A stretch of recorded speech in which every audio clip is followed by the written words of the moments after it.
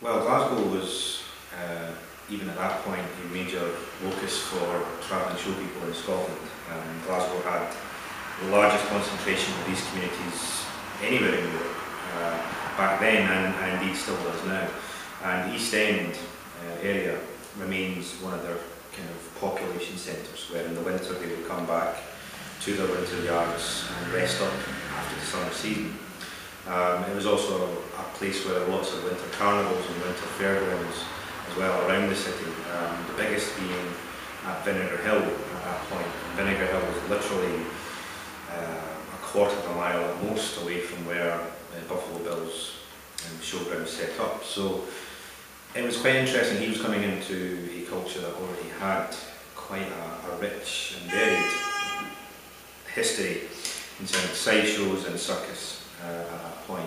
And Glasgow was a showground city. It was, there were various small winter carnivals, music halls, menageries, early cinemas, all kind of dotted around the city at that point. So he didn't come into virgin ground, he came into the city in Scotland for showbiz, effectively. But the other influence, the wider influence perhaps, and I think most important influence, was this injection of Western American culture into the existing showground culture. And it was quite dramatic.